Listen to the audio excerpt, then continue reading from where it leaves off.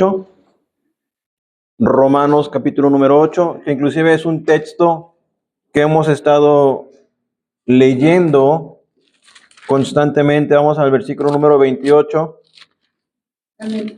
Romanos 8, 28, que sabrán que es un texto que es muy conocido, no solo porque lo hemos leído, sino porque muchas personas, muchos cristianos lo aprecian por lo que dice el principio, que dice así: y sabemos que a los que aman a Dios, todas las cosas les ayudan a bien. Esto es, a los que conforme a su propósito son llamados. Porque a los que antes conoció, también los predestinó para que fuesen hechos conformes a la imagen de su Hijo, para que Él sea el primogénito entre muchos hermanos. Y a los que predestinó, a estos también llamó, y a los que llamó, a estos también justificó, y a los que justificó, a estos también glorificó. ¿Qué pues diremos a esto? Si Dios es por nosotros, ¿quién contra nosotros? El que no escatimó ni a su propio Hijo, sino que lo entregó por todos nosotros, ¿cómo no nos dará también con él todas las cosas? ¿Quién acusará a los escogidos de Dios? Dios es el que justifica. ¿Quién es el que condenará? Cristo es el que murió, mas aún el que también resucitó, el que además está a la diestra de Dios, el que también intercede por nosotros. ¿Quién nos separará del amor de Cristo? Tribulación o angustia, o persecución o hambre, o desnudez o peligro o espada. Como está escrito: por causa de ti somos muertos todo el tiempo, somos contados como ovejas de matadero. Antes, en todas estas cosas, somos más que vencedores por medio de aquel que nos amó. Por lo cual estoy seguro de que ni la muerte, ni la vida, ni ángeles, ni principados, ni potestades, ni lo presente, ni lo porvenir, ni lo alto, ni lo profundo, ni ninguna otra cosa creada nos podrá separar del amor de Dios que es en Cristo Jesús, Señor nuestro. Bien, vamos a orar. Padre, te agradezco, Señor, la bendición que nos das de dirigirnos a ti. Damos gracias, Señor, por nuestro Salvador, nuestro Redentor, Jesús, nuestro mediador, Señor, por quien tenemos acceso al trono de la gracia y podemos dirigirnos en oración. Te ruego, Padre, que estando delante de ti, perdones también mis pecados y mis faltas, Señor, mi perversión y mi maldad, Señor. También mis hermanos puedan caminar, Señor, a esta necesidad, Señor, de arrepentirse, dado que somos, aunque justificados y justos por tu gracia, aún seguimos habitando en este cuerpo carnal. Y de muchas maneras, mi Señor, te ofendemos. Pero también sabemos y confiamos que tú has provisto para nosotros a tu Espíritu Santo, a tu palabra, Señor, para guiarnos cada vez más a esta vida en santidad, integridad, Señor, que nos llamas a vivir. Hoy te quiero rogar por quienes estamos aquí, pidiéndote que podamos estar concentrados, podamos estar conectados, Señor, a ti, y me capacite, Señor, para poder hablar tu palabra y tu palabra pueda escucharse en esta mañana, Señor. Te lo ruego en el nombre de Jesús. Amén, Señor. Muy bien, pueden sentarse, hermanos. Gracias a Dios que están aquí. Muy bien. Miren, como les mencioné, y solamente voy a tomar unos pocos minutos para hacer mención a esto, les envié una imagen acerca de lo que es el orden de salvación.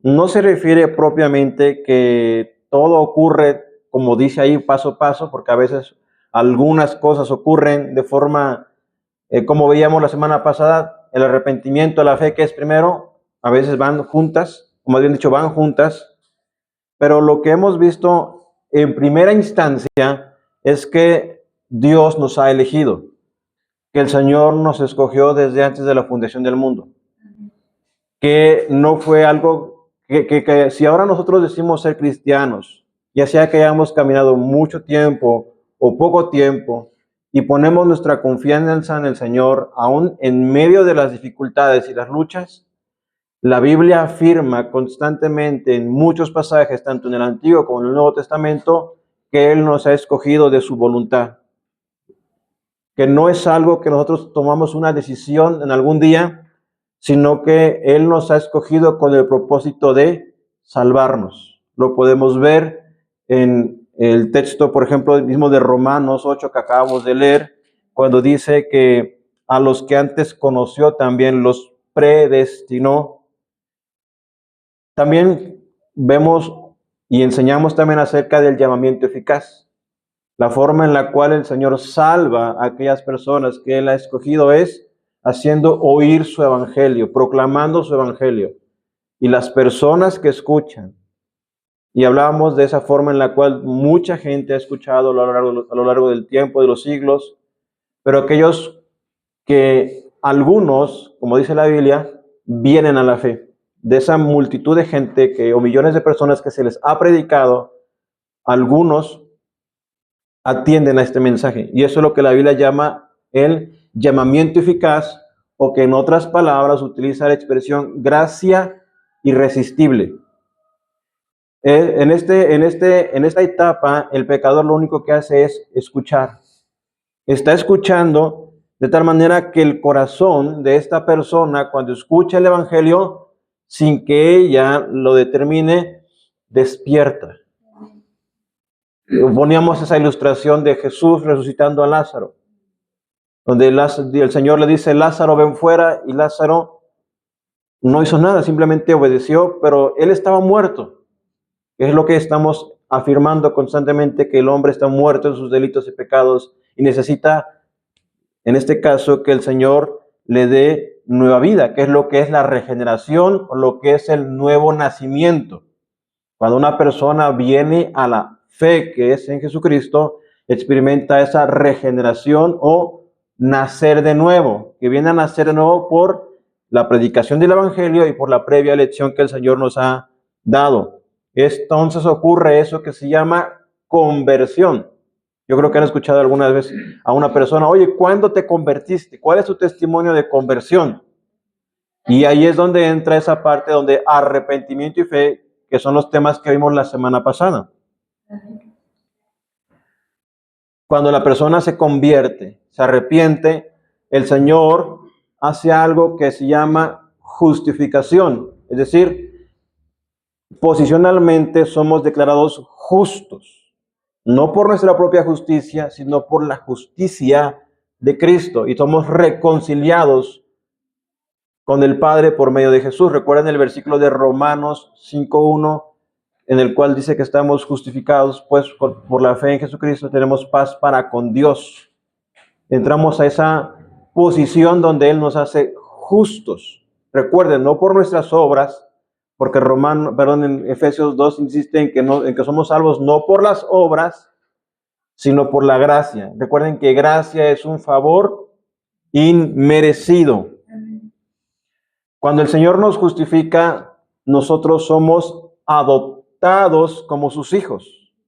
La Biblia también enfatiza mucho esa parte, que lo que Dios obra en nosotros es una adopción, porque todos los seres humanos somos criaturas de Dios, somos creación de Dios, pero no somos sus hijos, sino hasta que venimos a la fe en Jesucristo.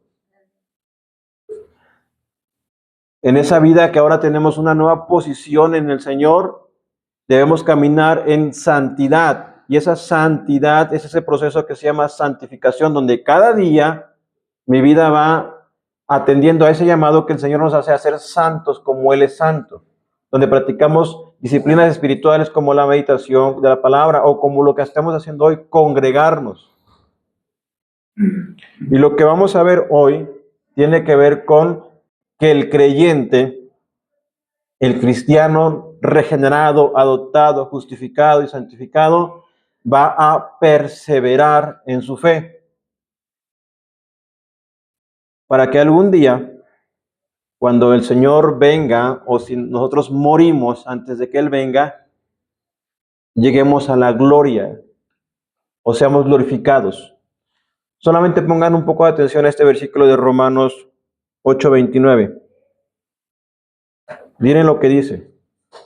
Porque a los que antes conoció, también los predestinó para que fuesen hechos conformes a la imagen de su Hijo. Esa es la meta.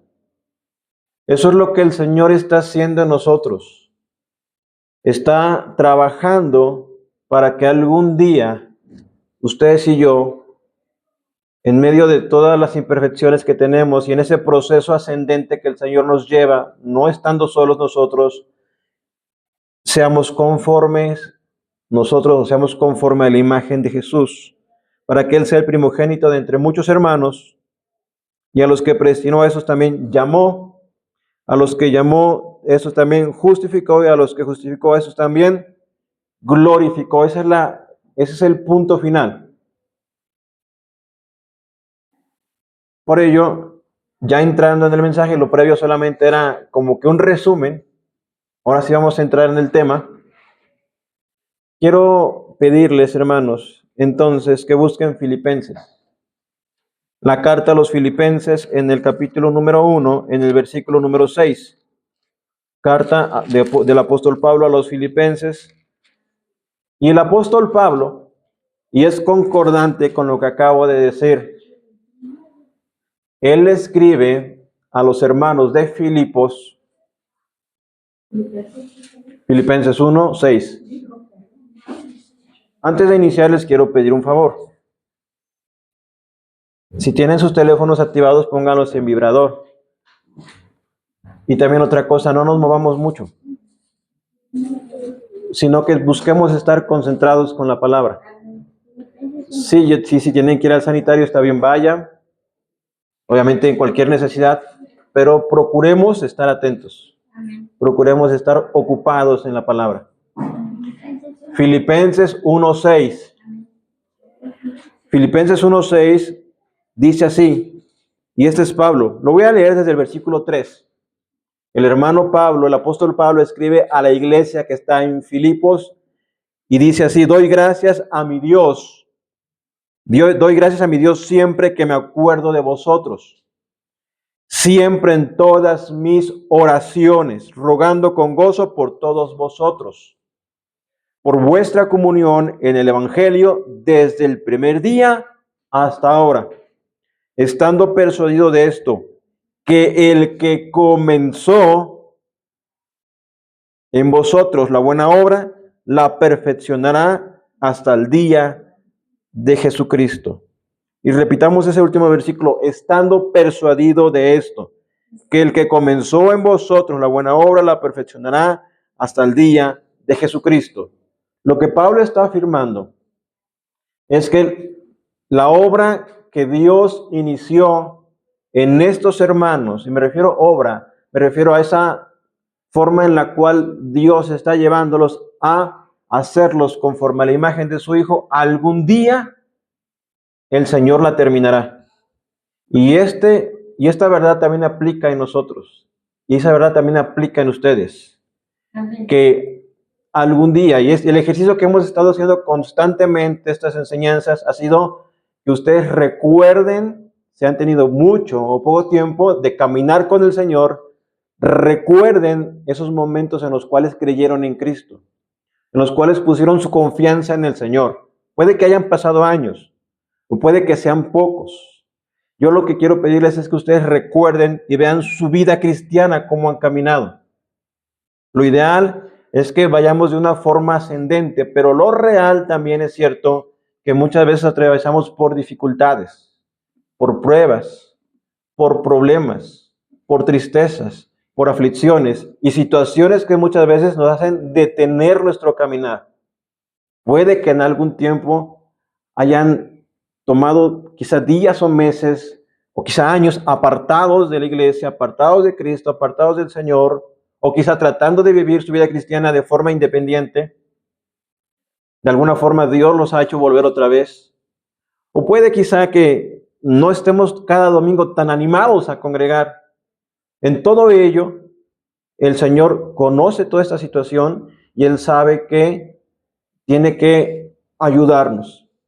Estas doctrinas que hemos estado enfatizando constantemente desde lo que es la condición que hay del hombre, de lo que es la necesidad de salvación, y oigan, la centralidad de la salvación que recae en Dios. No sé si se han dado cuenta. Cuando vemos que Dios nos regenera, nos salva, nos convence, nos trae a Él, lo que hemos enfatizado constantemente, que eso es lo que hace Dios, que la salvación está centrada en Dios, que Él es el que hace todo de nosotros. No es una decisión que tomamos, no es lo que decidimos caminar, sino es que Dios de principio a fin nos ha, si quisieran utilizar ese término, gracia irresistible, nos ha traído a su gracia. Hay una idea que muchas veces se repite constantemente en este tema de la salvación. La idea de que posiblemente la salvación se pueda perder. La idea de que algunas personas a lo largo de su vida estuvieron en la fe, congregaron algún tiempo, inclusive sirvieron o predicaron, pero que después de en algún momento de sus vidas, apostataron de la fe, o dieron la espalda a la fe, o simplemente negaron al Señor, regresaron a su antigua vida, vivieron o viven ahora en sus pecados, y muchas veces quizá murieron de esa manera. Y ahí viene la idea de que la salvación se puede perder. Pero yo quisiera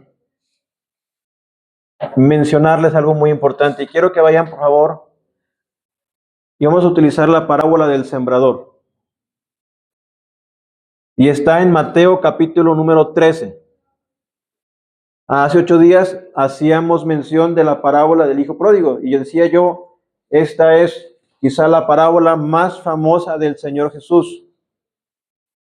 Pero también la parábola del sembrador es una parábola muy famosa. Yo creo que todos la han escuchado. O todos saben por lo menos de qué trata. Y si no, no se preocupen, lo vamos a abordar el día de hoy. Jesús en el capítulo 13 empieza a dar una serie de enseñanzas que ya no son enseñanzas tan públicas, sino que empieza a enseñar en parábolas. Inclusive la gente y los religiosos le decían, no te entendemos, ¿qué quieres decir con esto? Algunas parábolas eran muy sencillas de entender, pero algunas parábolas como esta serie de parábolas que tienen que ver con grano, que tienen que ver con tierras, que tienen que ver con siembra, se las explicó solamente a sus discípulos. Entonces en Mateo capítulo número 13, ustedes recordarán que el texto empieza diciendo, y el sembrador salió a sembrar, y parte de la semilla cayó, y menciona que cayó en el camino, de tal manera que evidentemente ahí no fue a fructificar, pues el camino no es un terreno fértil. También hace mención de que parte de la semilla que fue esparcida cayó entre pedregales. Otra parte de la semilla va a caer entre espinos y otra parte de la semilla va a caer en terreno fértil. Les quiero decir, el Señor Jesucristo al narrar esta parábola está usando alegoría. La alegoría es una forma en la cual le da simbolismo o significado a partes de la historia.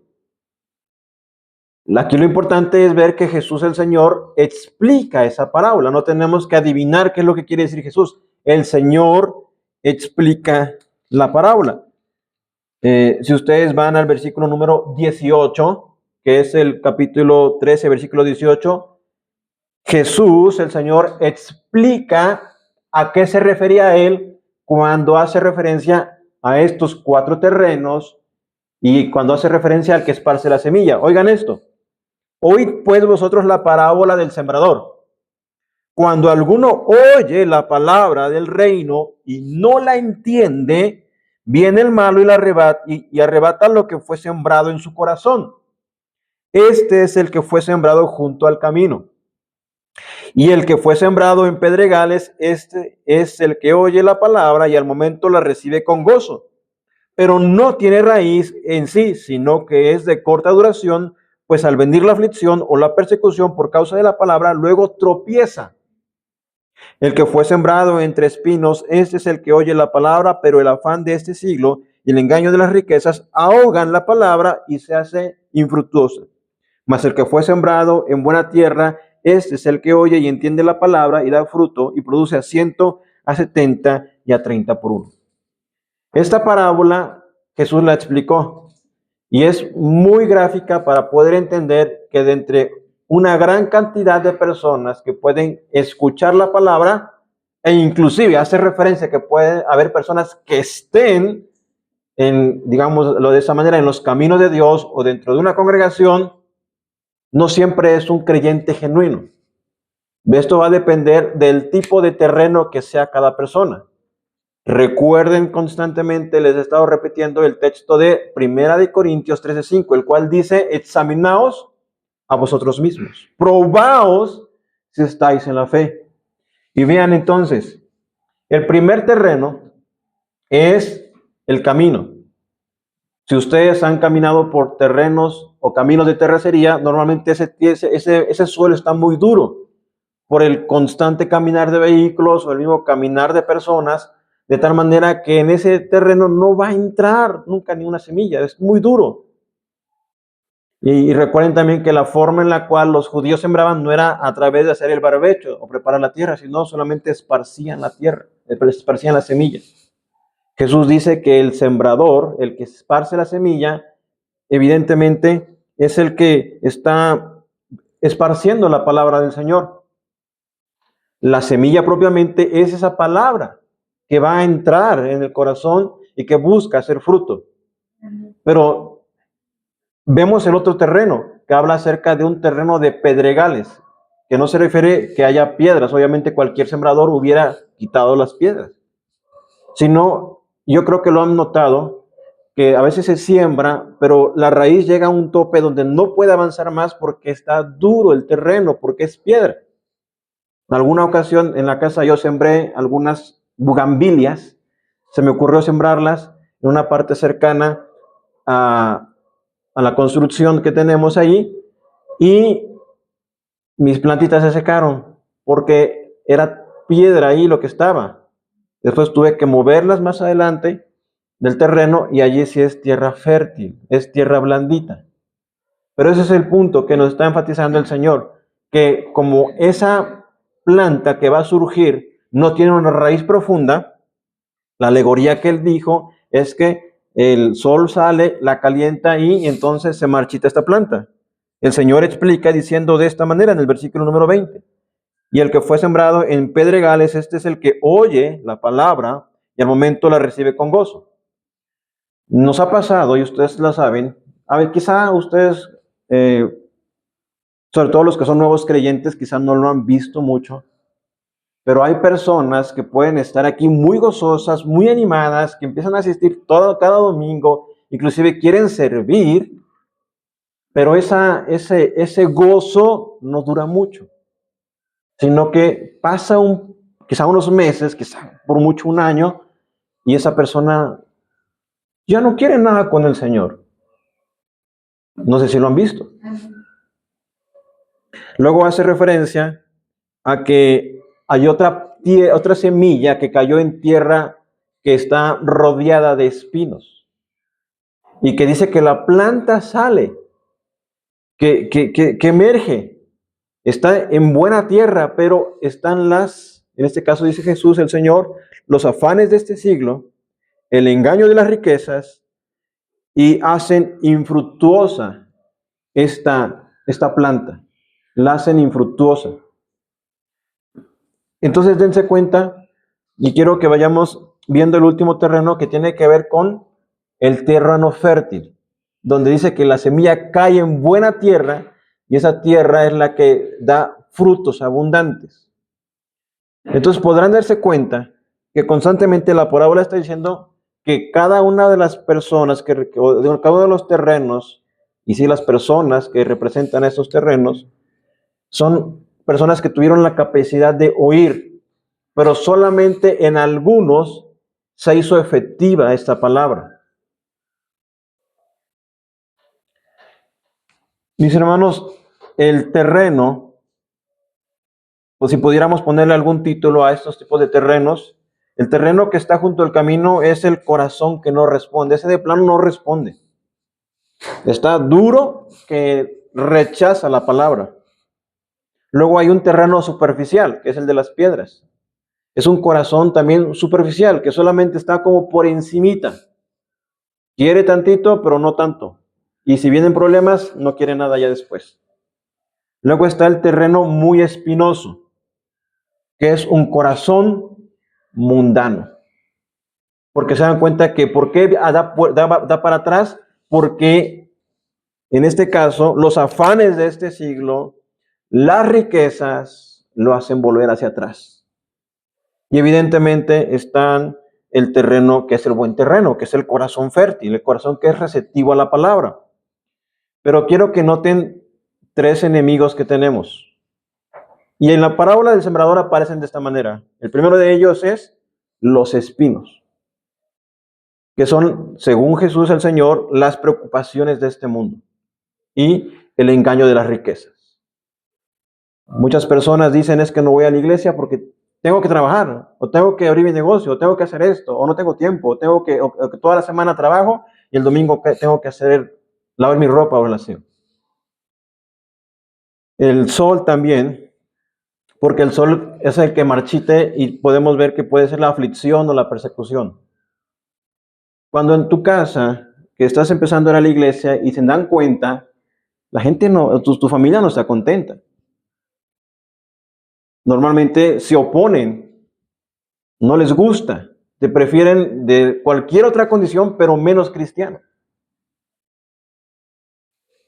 Y evidentemente va de persecución a persecución. Si ustedes vieron a Nigeria, a Irán, como vimos en semanas pasadas, a Corea del Norte, esa es una verdadera persecución. Inclusive ya saben que México es el país número 31 de persecución, que sí hay persecución en nuestro país. Luego están las aves del cielo que vienen y cuando la palabra está en ese camino, que es el camino, vienen y se llevan esa palabra porque dice que no fuera que vaya a fructificar. Básicamente, estos enemigos que acabo de mencionarlos, desde el texto que hemos visto del parábola del sembrador, podemos llamarlos, y yo creo que ya lo saben, el mundo, la carne, sí, el mundo y sus placeres, la carne, y evidentemente el diablo. Sí tenemos lucha contra Satanás, no podemos negarla. Sí las potestades demoníacas son reales, tampoco podemos exagerarlo a tal grado de pensar que el diablo está en todas partes, porque el diablo no es omnisciente ni omnipresente, pero sí tenemos lucha. Es nuestro adversario. Pero la estrategia de Satanás propiamente no es andarse peleando con la gente a que, ahora sí como la idea clásica, ¿no?, de guerra espiritual, sino que su artimaña más efectiva es el engaño. A través de todas las formas en las cuales pueda engañarnos y nosotros sucumbir a nuestras pasiones, porque él utiliza estas pasiones, es que podemos ceder terreno. Evidentemente el mundo también es nuestro adversario, porque el sistema de este mundo va en una corriente que es contraria a nosotros. Nos dice cómo debe vestir, cómo debes de comer, cuál es la percepción. Hablaba, por ejemplo, a veces escucho a papás que dicen, es que yo no sé si pegarle todo el tiempo. Bueno, y tampoco lo vas a azotar, pero sí debes aplicar disciplina. Evidentemente con cordura y con reverencia, enseñando reverencia a los niños para que puedan ser correctos hijos, en ese caso suyos, y puedan nutrirse de la fe. A lo que voy es que la idea del mundo es que no, la psicología, hay personas jóvenes que me decían, es que mi mamá a mis hermanos mayores les pegó y ellos sí están trabajando. Yo que soy la menor, me llevó con el psicólogo, porque eso les decían en la escuela, porque ella sentía que en esa época tenía que llevarme con el psicólogo. Y déjenme decirle que ella y su hermano, los más chicos, eran los más rebeldes. El mundo evidentemente te va a dictar cómo debes de hacer las cosas. Las ideologías, las mezclas de religiones, todo ese tipo de cosas. Pero luego también está evidentemente, eh, hablamos de Satanás, hablamos del mundo, y el que siempre hemos dicho que es el peor enemigo de nosotros es nosotros mismos. Cuando habla la Biblia de la carne, se habla no precisamente de la carne como tenemos tal cual, sino habla de la condición o de la inclinación natural del ser humano a pecar. Es decir, de forma natural, si nosotros nos descuidamos como seres humanos, como aún siendo cristianos, somos tendientes a desviarnos o a deslizarnos o a acomodarnos. Si dejamos de congregar, se nos hace muy cómodo no congregar más. Si dejamos de leer la Biblia, se nos hace muy cómodo no volver a entrar a esa disciplina. Si dejamos de orar, es muy difícil volver a orar. Es decir, seguimos combatiendo en este cuerpo. Entonces, mis hermanos, para que ustedes puedan entender mucho mejor cómo es esto de perseverar en la fe, aún enfrentando a estos enemigos, quiero ponerles el ejemplo de un hombre que está en la Biblia, evidentemente. Y quiero tomar el ejemplo quizá del hombre del quien tenemos mayor información biográfica de él. Y me estoy refiriendo al apóstol Pablo. El apóstol Pablo nos muestra desde su conversión en la Biblia, en Hechos capítulo número 9, hasta cuando él dice, yo ya estoy para ser entregado. Desde que era un perseguidor, un hombre que respiraba amenazas, un hombre que era celoso de sus tradiciones y creía estar en lo correcto hasta que se convierte en ese hombre que él dice, he peleado la buena batalla. He guardado la fe, he acabado la carrera. Y estaba dispuesto a morir. Pero vamos poco a poco. Lo que yo quiero que ustedes entiendan es que la gracia que salvó al apóstol Pablo y que lo preservó en todo su caminar cristiano es la misma gracia que a nosotros nos va a sostener. Sí, les acabo de decir perseverancia de los santos, pero podríamos llamarlo también la preservación que Dios hace con nosotros, porque finalmente es Dios quien nos preserva en medio de nuestras luchas, caminares y aflicciones, pruebas, tentaciones. Entonces yo creo que ustedes recuerdan que en el capítulo 9 del libro de los Hechos, el apóstol Pablo, yendo al camino a Damasco, iba con unas cartas de recomendación, iba convencido de que él iba a exterminar esta secta que le llamaban algunos los nazarenos o le decían los de aquel camino. Si ustedes no han leído el capítulo 9 de Hechos, les recomiendo que lo hagan, y si no, pueden venir los viernes, que precisamente vamos a empezar a ver más a fondo el ministerio del apóstol Pablo. Vamos en el capítulo número 11, viernes 6 de la tarde, aquí les espero. Amén. Bien, mis hermanos. ¿Ustedes saben cuál fue la conversión de Pablo o quién era Pablo? Vamos a llamarle Saulo, porque ese es su nombre antes de ser cristiano. Antes de ser cristiano, Saulo de Tarso, en el capítulo número 8, él está consintiendo en la muerte de un hombre llamado Esteban. Y cuando vemos a Esteban, era un hombre que era lleno del Espíritu Santo, temeroso de Dios, lleno de sabiduría, que cuando muere decimos, oye, pero tenía un enorme potencial ese hombre, Esteban. Fue el primer mártir cristiano. Pero está ahí la figura de un hombre llamado Saulo, quien dice el siguiente capítulo, empezando el capítulo 8, dice que Saulo, por causa de la muerte de Esteban, empezó una persecución y que entraba por las casas arrastrando a los cristianos, que no se le llamaba cristianos en ese momento, obligándolos a blasfemar. Y eso provocó entonces que los hermanos que estaban en Jerusalén, o la iglesia que estaba en Jerusalén, fuera esparcida. Cuando vamos al capítulo número 9, dice así, Saulo, respirando aún amenazas y muerte contra los discípulos del Señor, vino al sumo sacerdote y le pidió cartas de las sinagogas de Damasco a fin de que si hallase algunos hombres o mujeres de este camino los trajese presos a Jerusalén. Y recuerden la escena, Pablo va allá, la Biblia no dice si va en caballo, simplemente dice que yendo por el camino, repentinamente lo rodeó un resplandor de luz y él cayó en tierra y solamente oyó una voz que decía, Saulo, Saulo, ¿por qué me persigues? Y él dice, ¿quién eres, Señor? Y le dijo, yo soy Jesús, a quien tú persigues. Y esta es la narración de su conversión, pero que él mismo en muchas oportunidades la va a mencionar. Pero la gracia que decidió salvar a Pablo no empezó allí, en ese camino a Damasco. Quiero pedirles, mis hermanos, que busquen Gálatas. La carta a los Gálatas, en el capítulo número 1. Amén. Porque Pablo, Pablo, que en este momento se llama Saulo, que iba respirando amenazas, que iba persiguiendo a los cristianos, él nos va a decir en carta a los Gálatas algo bien interesante. Su conversión no ocurrió ahí, y no ocurrió porque él la quiso, ni porque él la buscó. Charles Spurgeon, referente a esto, él menciona esto. La gracia no vino buscando a un buscador. Pablo no buscaba esto, Saulo de Tarso, sino vino a rescatar a un enemigo. Pablo era enemigo de Dios. Saulo en ese momento era enemigo de Dios, era enemigo de Jesús. Y esa expresión dura cosa es dar coces contra el aguijón. Es como si estuviera Pablo golpeando a las espinas o cosas que lo están lastimando. Y era imposible que él venciera a Dios. Más bien dicho, él fue vencido por la gracia del Señor. Entonces vean lo que dice Gálatas 1.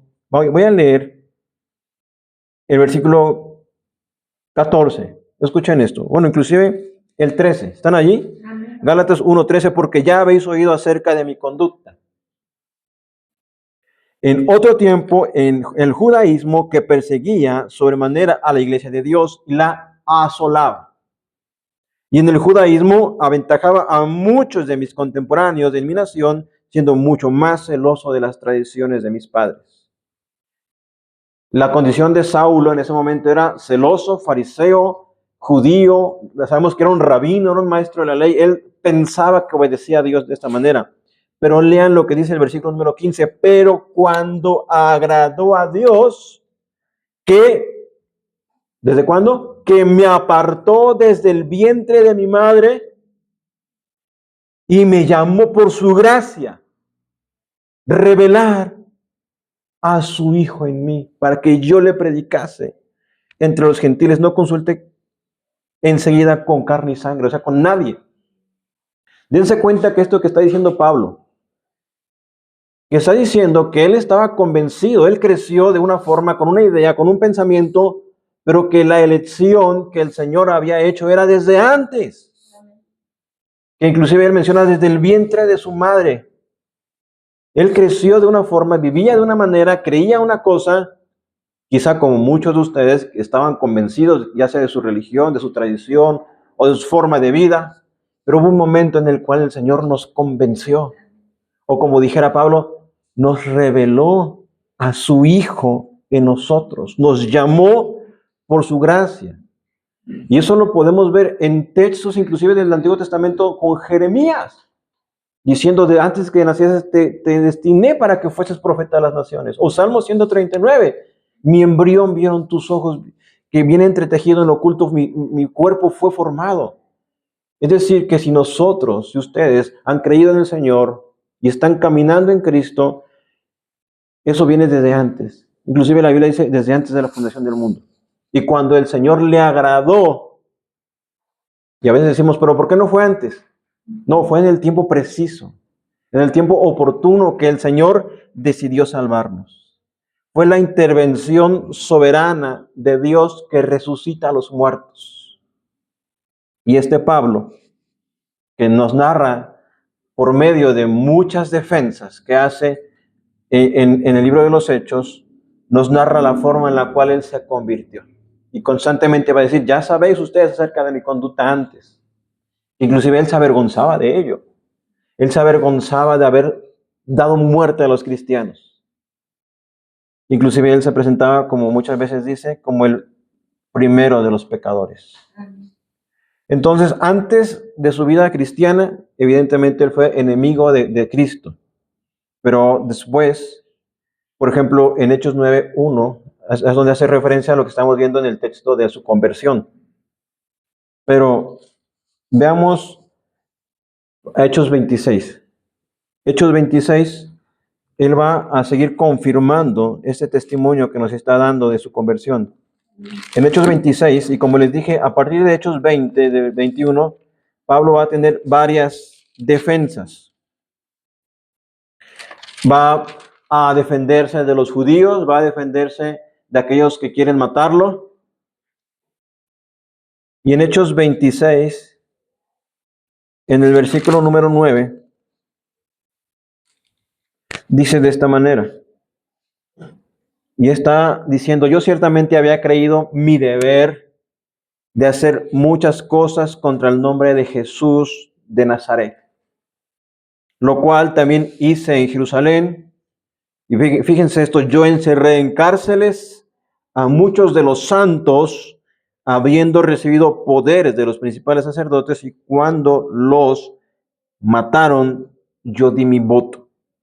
Y muchas veces, castigándolos en todas las sinagogas, los forcé a blasfemar. Y enfurecidos sobremanera contra ellos, los perseguí hasta en las ciudades extranjeras. Este es Pablo, que en ese momento era Saulo, que dice que obligaba a blasfemar a los cristianos.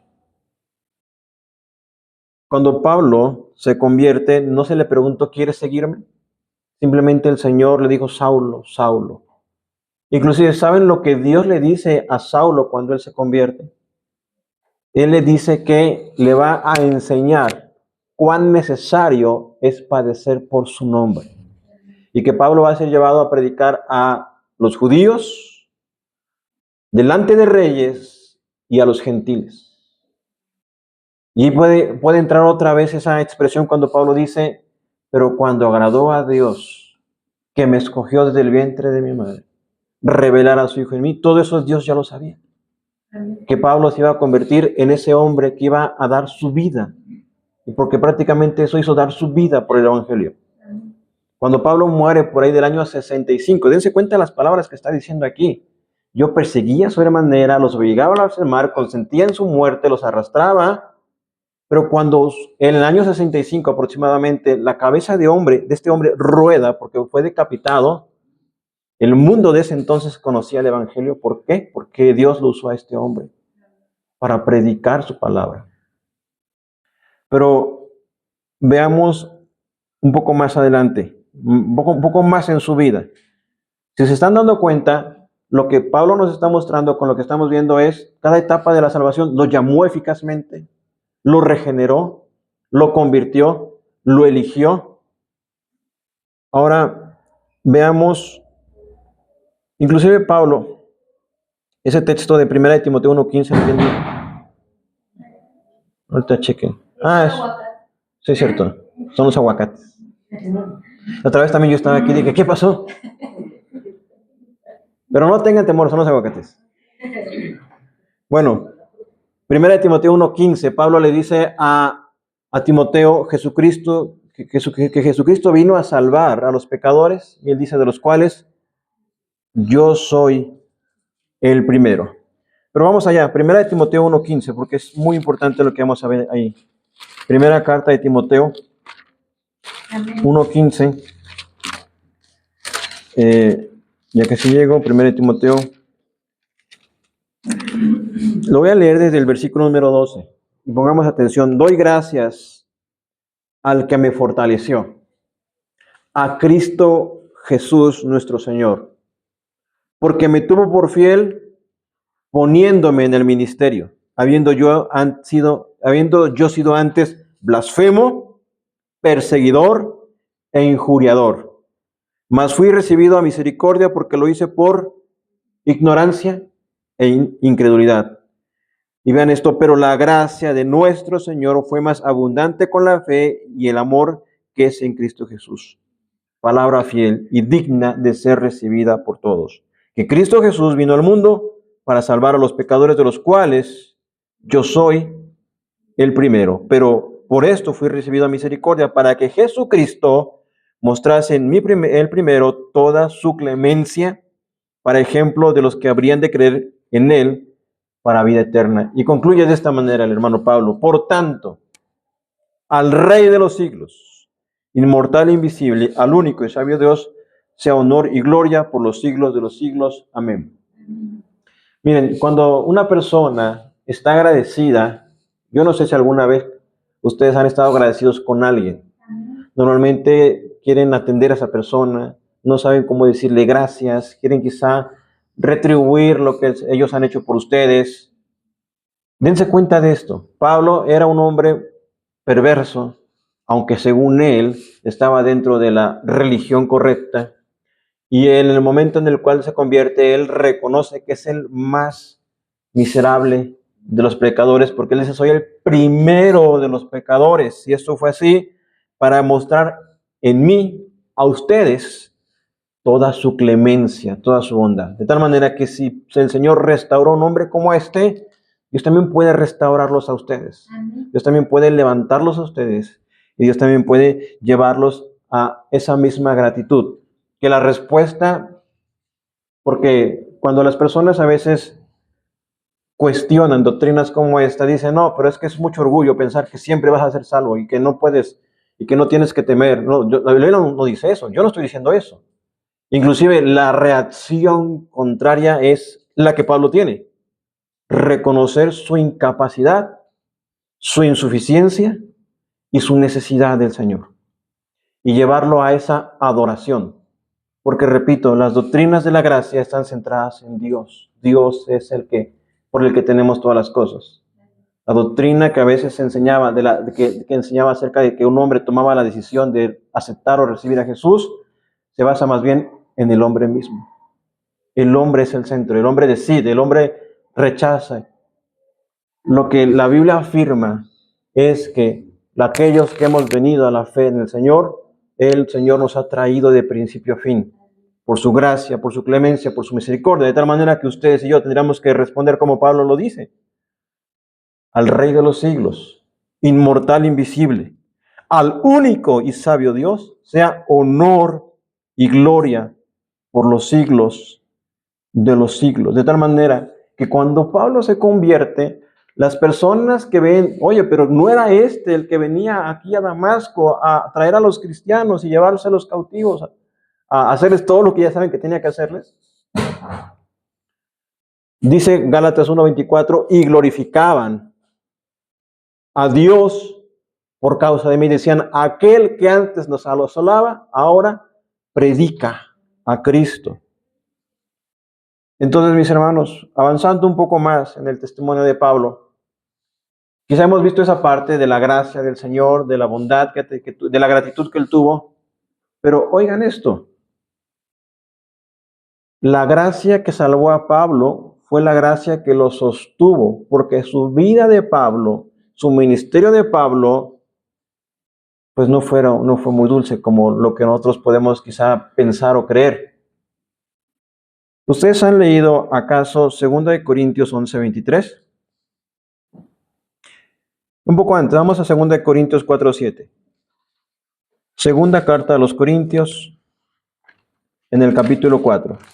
Nuestro hermano Pablo en muchas ocasiones tuvo que defender su ministerio. Vean lo que dice 2 Corintios 4, están en el versículo 7. Dice así, pero tenemos este tesoro en vasos de barro. Voy un poco más atrás. Bueno, ahí está bien. Dice, pero tenemos este tesoro en vasos de barro para que la excelencia del poder de Dios, para que la excelencia del poder sea de Dios y no de nosotros, que estando atribulados en todo, mas no angustiados, en apuros, mas no desesperados, perseguidos, mas no desamparados, derribados, pero no destruidos, llevando en el cuerpo siempre por todas partes la muerte de Jesús, para que también la vida de Jesús se manifieste en nuestros cuerpos, porque nosotros que vivimos siempre estamos entregados a muerte por causa de Jesús, para que también la vida de Jesús se manifieste en nuestra carne mortal. El hermano Pablo, cuando empezó a predicar, no de inmediatamente, en el capítulo 9, dice que lo querían matar. Porque ¿cómo se supone que este hombre que venía a perseguir cristianos, a arrestarlos, ahora predica esa fe? El rey de Damasco lo quiso matar. Y él narra, tanto en Gálatas como en Hechos, se narra cómo él tuvo que ser descolgado en una canasta porque la puerta de la ciudad estaba custodiada de noche y de día. Él tuvo que escapar y llegar entonces, él narra que fue por lo menos 3 años a Arabia y ahí permaneció. De lo que ahí se entiende que ahí él recibió revelación directa del Señor. Todo esto está en Carta a los Gálatas, capítulo número 1. De tal manera que después de un tiempo él fue a Jerusalén y dice, no me junté con ningún otro apóstol, sino quizás solamente por 15 días con Pedro.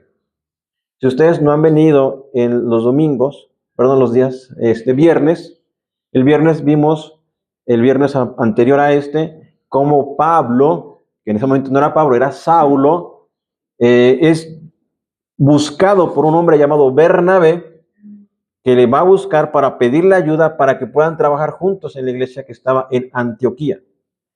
Y desde esa iglesia que está en Antioquía, o que estaba en Antioquía, desde esa iglesia, Pablo con Bernabé salieron a un primer viaje misionero, después Pablo en un segundo viaje misionero y en un tercer viaje misionero.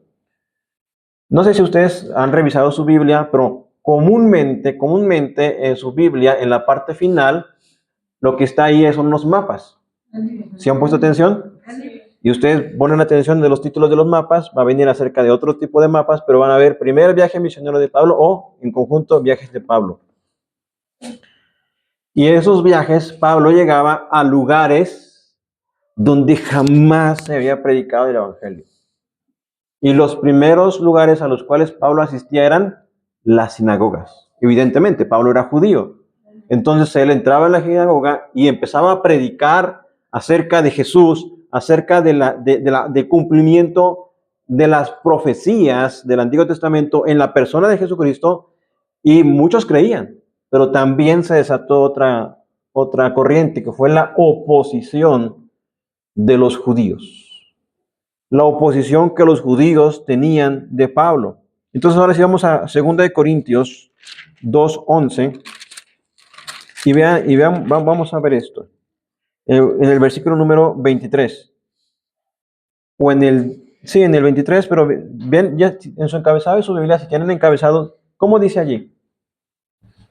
2 Corintios 11:16. 11 de Corintios. Segunda carta a los Corintios, capítulo 11, versículo 16. Muy bien. Otra vez digo, que nadie me tenga por loco. O de otra manera, recibidme como a loco para que yo también me gloríe un poquito. Lo que hablo no lo hablo según el Señor, sino como en locura, con esa confianza de gloriarme, pues que muchos se glorían según la carne, también yo me gloriaré. Estoy usando sarcasmo, evidentemente, el hermano Pablo, porque de buena gana toleráis a los necios, siendo vosotros cuerdos. Pero vamos al versículo número 22. Dice así, ¿son hebreos? Pablo va a presentar argumentos a su favor. Yo también. ¿Son israelitas? Yo también. ¿Son descendientes de Abraham? También yo. ¿Son ministros de Cristo? Y obviamente usando sarcasmo dice, como si estuviera loco hablo. Yo también. Y vean esto. No solamente yo también, dice yo más. ¿En qué? En trabajos más abundantes. En azotes sin número. En cárceles más. En peligros de muerte muchas veces. De los judíos 5 veces he recibido 40 azotes menos 1. 3 veces he sido azotado con varas. 1 vez apedreado. 3 veces he padecido un naufragio. 1 noche y un día he estado como náufrago en alta mar. En caminos muchas veces. En peligros de ríos, peligros de ladrones, peligros de los de mi nación, peligros de los gentiles, peligros en la ciudad, peligros en el desierto, peligros en el mar, peligros entre falsos hermanos, en trabajo y fatiga, en muchos desvelos, en hambre y sed, en muchos ayunos, en frío y en desnudez. Y además de otras cosas, lo que sobre mí se agolpa cada día, la preocupación por todas las iglesias. ¿Quién enferma y yo no enfermo? ¿A quién se le hace tropezar y yo no me indigno? Si es necesario gloriarme, me gloriaré en lo que es de mi debilidad. Este hombre llamado Pablo, yo no sé si ustedes hubieran aguantado todo lo que él aguantó.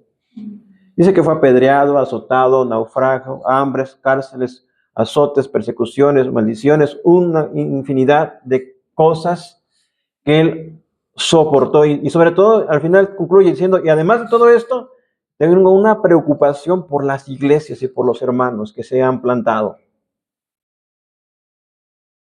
Yo quiero pedirles que busquemos un pasaje que está en, precisamente, que es 2 de Corintios 5:15.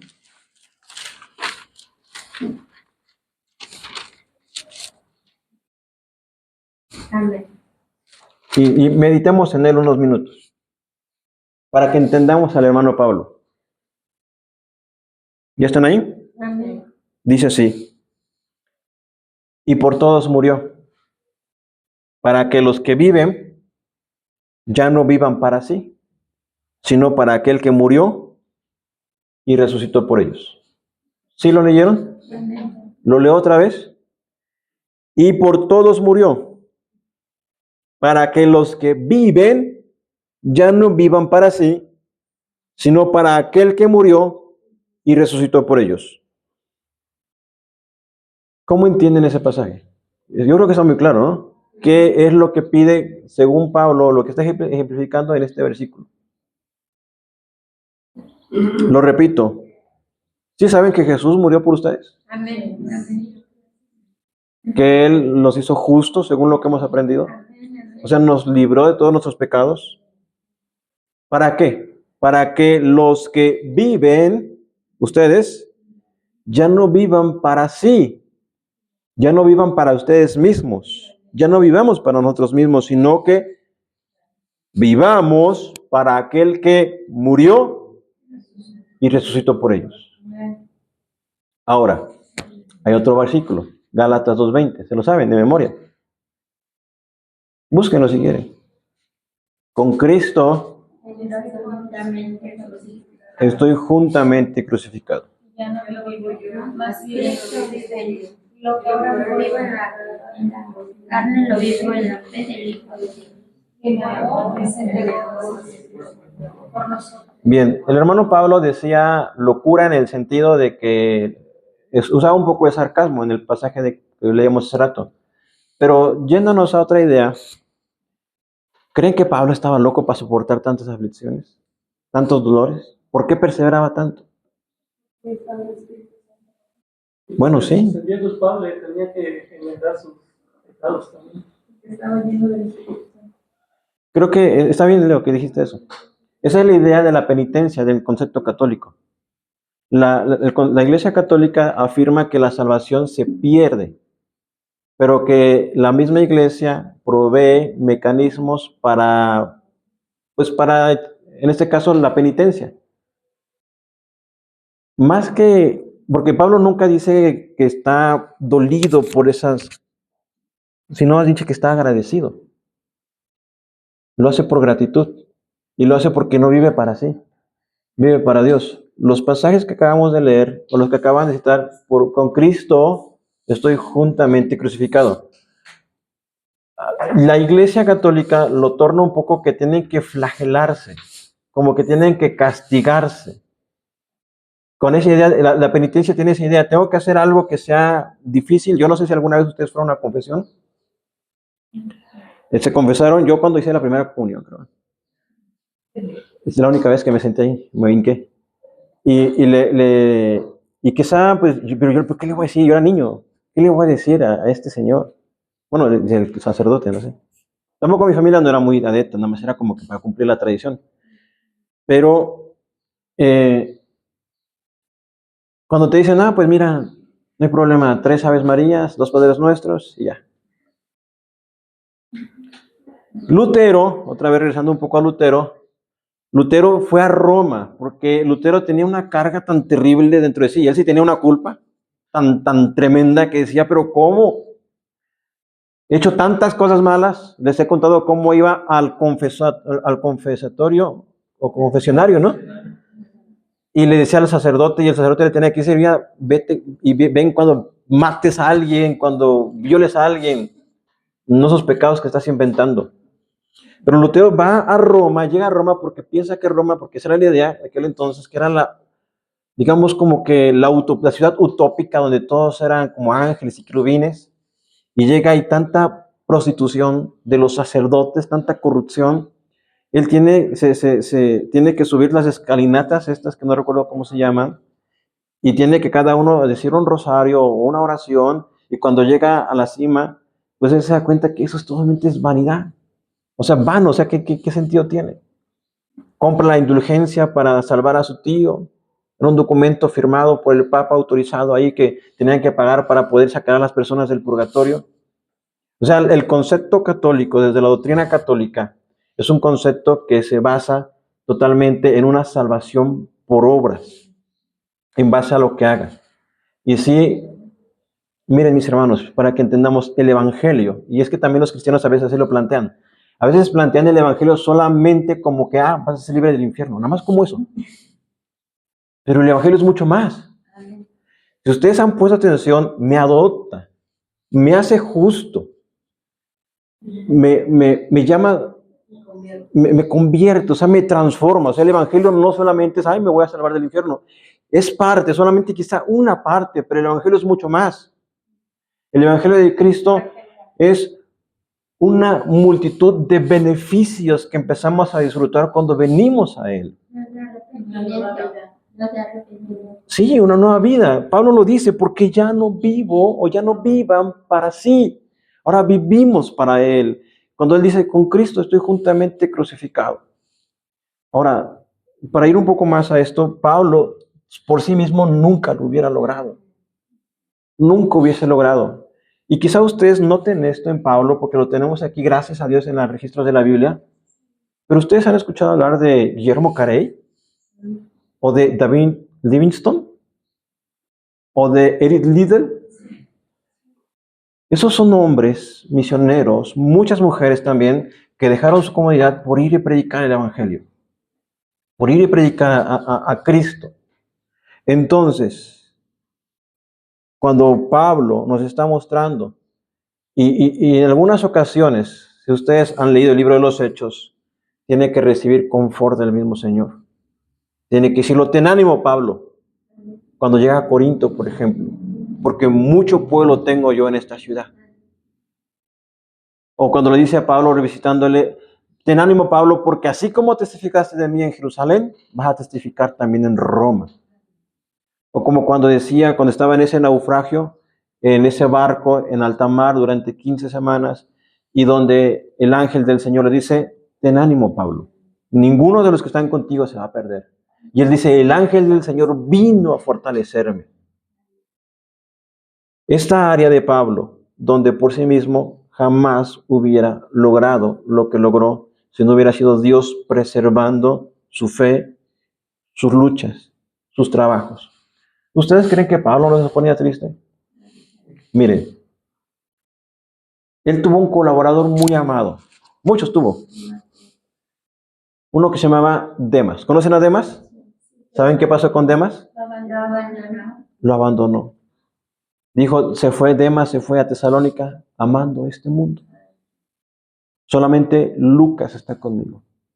Yo deseo que ustedes empiecen a leer el libro de los Hechos, porque ustedes se van a dar cuenta que a partir del capítulo 16, la narración cambia. Porque ahora dice, y llegamos a esta ciudad, y partimos después de 3 días, y nos recibieron de esta manera. ¿Por qué digo esto? ¿Se están dando cuenta cómo lo estoy diciendo, cómo lo dice el libro de los Hechos? Es alguien que lo está narrando de primera persona. ¿Quién está con Pablo? Lucas. El médico amado, el cual dice, solamente Él ha quedado conmigo en mis prisiones. Pablo le dice a Timoteo en su segunda carta, al final le dice, ven pronto a verme, tráeme los libros, los rollos, tráete el capote, sí, los pergaminos, muy bien. Es decir, porque estoy solo y solamente Lucas se ha quedado conmigo. En mi defensa estuve ahí, pero Dios me fortaleció. Lo que quiero que entiendan, mis hermanos, es que la vida de Pablo es un ejemplo para ustedes, de que Dios también nos fortalecerá en nuestras pruebas, nos fortalecerá en las dificultades y en las luchas que enfrentamos, no nos dejará solos. Quizá las pruebas que ustedes vivan no son como las de Pablo, porque claro, ya no tenemos que viajar para hacer, bueno, si son misioneros sí, pero si no, pero cada uno de ustedes atraviesa dificultades. Los que están casados tienen aflicciones conforme al matrimonio, ¿no? Quizás si ya tienen un matrimonio de años, pues ya quizás han logrado esa estabilidad, gracias a Dios. Pero también en su fe, dificultades. Quizá luchan con personas o familiares que no son creyentes. Se tienen dificultades, sobre todo con este medio ambiente. ¿Cómo vamos a criar a nuestros niños? Quizá surgen situaciones inesperadas, como decía el hermano Gerardo, oraba por su esposa, una operación que no tenía planificado nadie. Quizá cosas pequeñas como esta, que no tenemos luz. Quizá otras cosas más graves. Pero en todo ello el Señor está con nosotros, dándonos de su gracia para seguir preservando nuestra fe y nuestra comunión con el Señor. Y no solamente en esto, mis hermanos. Quiero pedirles que ustedes y yo vayamos a capítulo número 7 de Romanos. Porque como cristianos, Amén. ¿saben con qué otras cosas luchamos? Bueno, luchamos con el mundo, ya dijimos, contra Satanás, pero esa de la carne es la que me interesa. Todos nosotros tenemos tentaciones. ¿Cómo luchamos con eso? ¿Dios nos ayuda también en eso? Amén, amén. Muy bien. Entonces, vamos a ver la carta a los Romanos. Creo que hasta contra nosotros mismos luchamos, ¿no? También de repente a la desidia y a la pereza. Muy bien, hermano Leo. Sí, precisamente eso es lo que estamos mencionando. Y lo que va a decir Pablo en Romanos 7. Luchamos contra nosotros mismos. Es la parte de lo que se llama la carne. Romanos 7, versículo número 14. Vean lo que dice aquí. Oigan, vean lo que dice Pablo aquí. Y si lo que no quiero, esto hago, apruebo que la ley es buena. De manera que ya no soy yo quien hace aquello, sino el pecado que mora en mí. Y yo sé que en mí, esto es en mi carne, no mora el bien. Porque el querer el bien está en mí, pero no el hacerlo. Porque no hago el bien que quiero, sino el mal que no quiero. Esto hago. Y si hago lo que no quiero, ya no lo hago yo, sino el pecado que mora en mí. Así que queriendo yo hacer el bien, hallo esta ley, que el mal está en mí. Porque según el hombre interior, me deleito en la ley de Dios, pero veo otra ley en mis miembros, que se rebela contra la ley de mi mente y que me lleva cautivo a la ley del pecado que está en mis miembros. Dice Pablo, miserable de mí. ¿Quién me librará de este cuerpo de muerte? ¿Quién me librará de este cuerpo de muerte? Yo no sé si les ha pasado, porque como les he dicho, en nuestra vida cristiana vamos a seguir necesitando arrepentirnos, porque seguimos pecando. Claro, evidentemente no perfeccionando el pecado, me refiero a que siendo regenerados, siendo cristianos, nos da, le decía la semana pasada, el arrepentimiento es el pesar por el pecado, nos arrepentimos y dejamos eso atrás, pero muchas veces es como si resbalásemos. A veces hay pecados que son recurrentes. Yo no sé si en su caminar cristiano, alguna vez ustedes han ofendido a Dios nuevamente, Amén. cometiendo actos, por ejemplo, carta a los Corintios es muy, muy buena para enseñarnos esto. ¿Qué pecados había en esa iglesia? Había divisiones. Estaban divididos. En una iglesia estaban divididos y hermanos contra hermanos contendiendo. En una iglesia misma, que es la de Corinto, había inmoralidad sexual. En una misma iglesia había problemas legales entre los hermanos. En una misma iglesia había un desorden en el culto cristiano, cada quien hacía lo que quería. En una misma iglesia había falsas doctrinas, negaban la resurrección. Entonces, mis hermanos, ¿Dios nos ayuda en todo eso? Muchos de nosotros, si ya tenemos más de casi 15 años de caminar en el Señor, hace rato hacía yo mención de los hermanos que han estado con nosotros, ¿no? Y que no tenemos tanto tiempo, vamos para 3 años. Y hacía mención también de los hermanos que están viniendo con nosotros. En alguna ocasión también nosotros tuvimos que salir de algún lugar, porque ya sea que fuimos afrentados, fuimos mal vistos o quizá calumniados. No esperen, aquellos que no tienen que decirme ahorita lo que pasó, pero me refiero a que de alguna forma en nuestro caminar cristiano hemos padecido todo esto. En algún momento, algunos de nosotros o algunas personas dijeron, ya no voy a congregar en ninguna iglesia, que todos son iguales. Pero como Dios en su gracia y misericordia, si están entendiendo, Dios nos preservó. En algún momento otra vez volvimos, ¿no? Algunos hemos entendido que sí tenemos que congregar y es un llamado que el Señor nos hace. Pero algunos por un tiempo, por causa de dificultades y tribulaciones, hemos caído en desánimo, en tristezas y quizá también en pecados. Pero en todas esas cosas Dios nos ha preservado y nos preservará. No en esa condición, evidentemente. Evidentemente lo que hace el Señor es volvernos a traer, a que podamos limpiar nuestra inmundicia. Como Pablo está diciendo aquí, el hacer el bien es mi intención, pero muchas veces me dejo dominar, en pocas palabras lo que estoy diciendo, por mis deseos y por mis pasiones. Lo que Jesús decía es que los malos pensamientos, los adulterios, los chismes, los hurtos, ¿de dónde salen? No es del diablo el que me los pone, es que nacen de mi corazón, están en mí. De tal manera que Pablo termina diciendo, miserable hombre de mí, ¿quién me librará de este cuerpo de muerte? Pero ¿qué dice el hermano Pablo? Porque ahí no termina la cosa.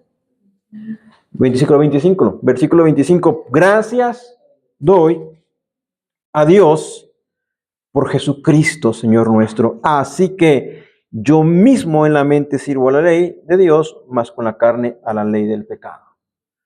Ustedes saben que la promesa que el Señor nos ha hecho es la que ya les dije que está en Filipenses 1:6. ¿Cuál es esa? Lo que Él inició, lo terminará en perfección. A veces, por las pruebas, dificultades, luchas, vamos a quizá retroceder, quizá vamos a pecar.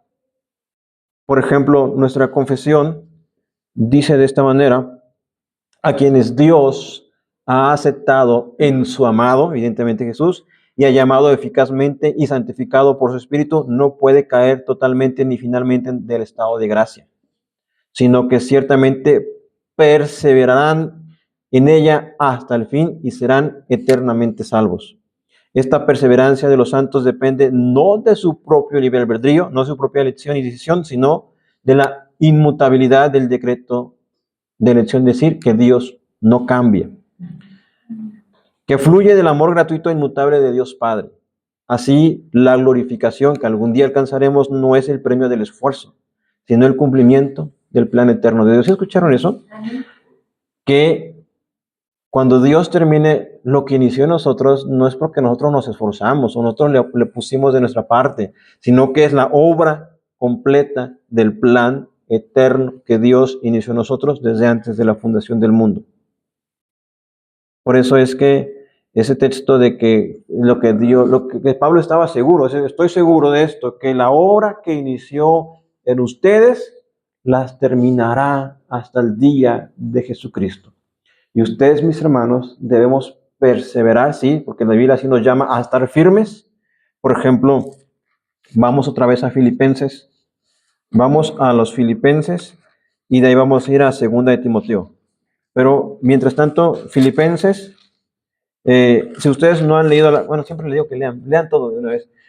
Pero lean Filipenses, organícense para que lean cada libro y cada carta. ¿Sí? Porque carta a los Filipenses, el hermano Pablo está en la cárcel en ese momento. Está en Roma. Tiene un soldado que lo está custodiando día y noche. Evidentemente se van rotando. Y él está en aflicciones. Y vean lo que dice nuestro hermano Pablo. Y es otro texto que hemos recitado mucho, Pablo estaba entre dos situaciones. Los hermanos están orando constantemente para que el hermano Pablo pueda ser libre de la cárcel. Y Pablo, por ejemplo, en el versículo número 19 dice esto, 1:19 de Filipenses. ¿Están ahí? Porque sé que por vuestra oración y la suministración del Espíritu de Jesucristo, esto resultará en mi liberación. Pablo está encaminándose a ser libre ya, conforme a mi anhelo y esperanza de que en nada será avergonzado, antes bien con toda confianza, como siempre, ahora también se hará magnificado Cristo en mi cuerpo, o por vida, o por muerte. Ese pensamiento también está en ustedes. Va semejante un poco al de, ya no vivo yo, sino vive Cristo en mí. Dice que Cristo será magnificado, ya sea que viva o que muera.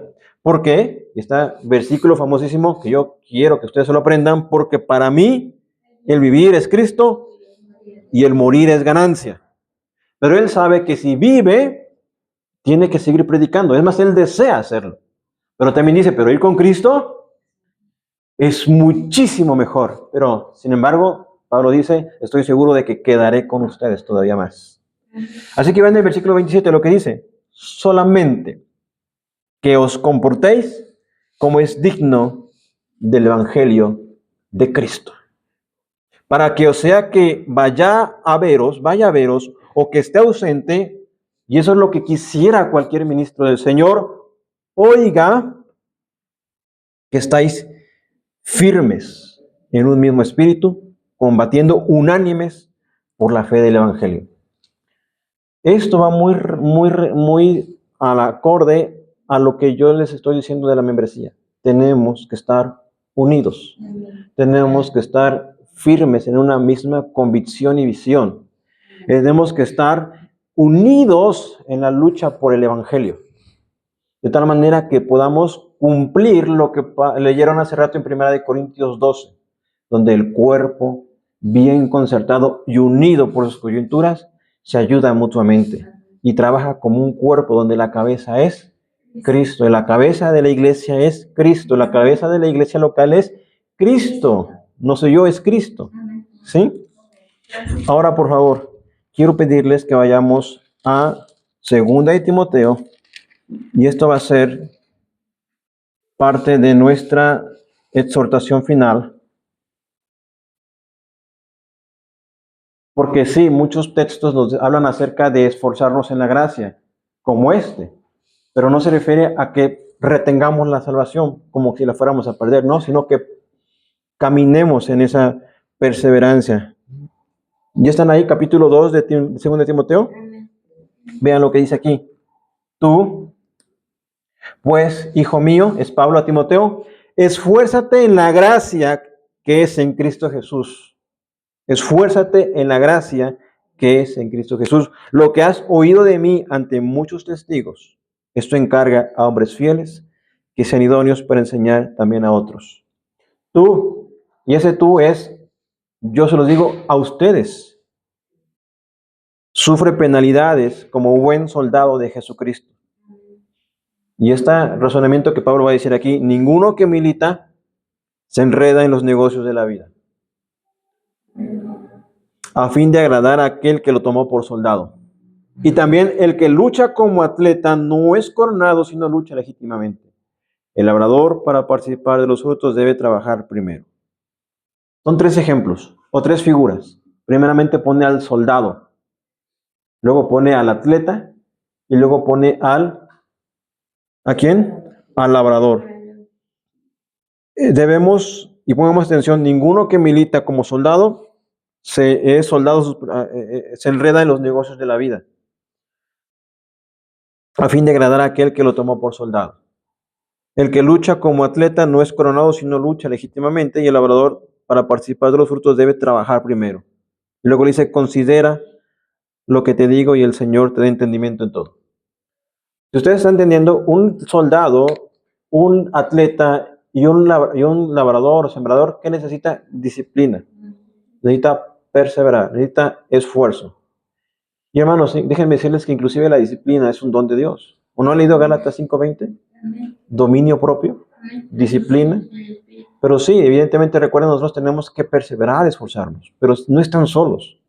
Por eso es que la iglesia no puede o no deberían aislarse de los demás. Tenemos que estar unidos, fervientes, unidos en oración, en perseverancia de la palabra. Pero vean lo que dice Pablo a Timoteo: acuérdate de Jesucristo, del linaje de David, resucitado de los muertos conforme a mi evangelio, en el cual sufro penalidades, hasta prisiones a modo de malhechor. Mas la palabra de Dios no está presa. Por tanto, todo lo soporto por amor de los escogidos, para que ellos también obtengan la salvación que es en Cristo Jesús con gloria eterna. Palabra fiel es esta. Y escuchen esto: si somos muertos con Él, también viviremos con Él. Si sufrimos, también reinaremos con Él. Si le negaremos, Él también nos negará.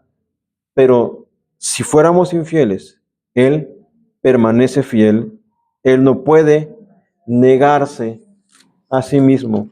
Así que, mis hermanos, otra vez vamos a concluir con este examen de 2 Corintios 13:5. Examinaos a vosotros mismos.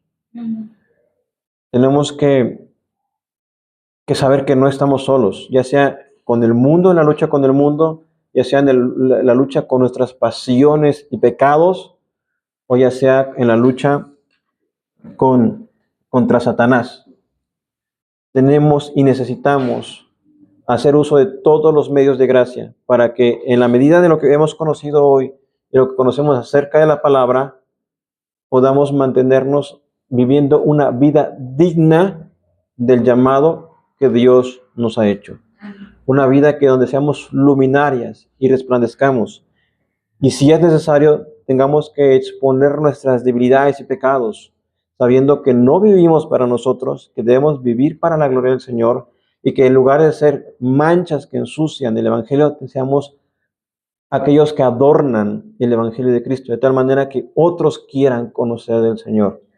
Que no seamos piedra de tropiezo para nadie, sino seamos una iglesia que edifica, o cristianos en donde ustedes se muevan, en sus trabajos, en su escuela, en sus vecinos, en todo momento, que demos buen testimonio. Y repito, no quiere decir que vamos a ser perfectos, pero en todo este caminar el Señor está con nosotros, y al final de cuentas Él inició algo en nosotros y lo terminará en perfección. Quiero pedirle que oremos. Vamos a orar al Señor. El hermano Pablo, cuando terminó su ministerio, dijo estas palabras: porque yo ya estoy para ser sacrificado, y el tiempo de mi partida está cercano. He peleado la buena batalla, y he acabado la carrera, he guardado la fe. Yo desearía y anhelo, y que también eso se cumpla en mi vida, que cuando nos toque partir, si es la forma en la cual iremos al Señor, me refiero a la forma, porque quizá Jesús venga antes, ¿no? Pero si es la forma que todos van a la muerte, podamos llegar, ya sea que lleguemos a la vejez, si Dios nos lo concede, o si en alguna forma quizá muramos antes, en el tiempo que es el Señor, podamos decir: he peleado la buena batalla, he acabado la carrera y he guardado la fe. Y decir: por lo demás, me está guardada la corona de justicia, la cual me dará el Señor juez justo en aquel día. Se la dará a Él. Pero dice Pablo: y no solo a mí, sino también a todos los que aman su venida. Así que, mis hermanos, perseveremos. No están solos. Dios está con ustedes. Amén. Sé que hay muchas dificultades, luchas, pruebas, tribulaciones, tristezas, aflicciones sin número, pero Jesús dijo: no tengamos miedo, que Él había vencido el mundo. Amén. Y Él promete estar con nosotros hasta el fin del mundo. Padre, te ruego, Señor, que todos nosotros podamos caminar en esta dirección, Señor, que tú has trazado para nuestras vidas, sabiendo que estamos confiados y seguros en ti, que no nos has desamparado ni nos dejarás, sino que tú terminarás la obra que iniciaste en nosotros. Hay muchas cosas que podemos hablar respecto a esto, la forma en la cual tú soberanamente pones el querer como el hacer conforme a tu voluntad, como tú providencialmente llevas nuestras vidas, la historia de nuestras vidas, a un momento, Señor, en el cual podamos totalmente confiar en ti y dejarnos en tus manos. Padre, por favor te ruego que este texto de Gálatas 2:20 pueda ser una meditación en nuestras vidas y podamos pensar en esto. Con Cristo estoy juntamente crucificado. Y ya no vivo yo, sino vive Cristo en mí. Y la vida que vivo ahora, la vivo en la fe del Hijo de Dios, quien murió y se entregó a sí mismo por mí. Yo te ruego que vayamos con un alto concepto de nuestro Salvador y un bajo concepto de nosotros mismos, sabiendo que tenemos un nombre, una vida, una familia, una promesa y una esperanza que nos ha sido dada por gracia. Te lo ruego, Padre, en el nombre de Jesús. Amén, Señor.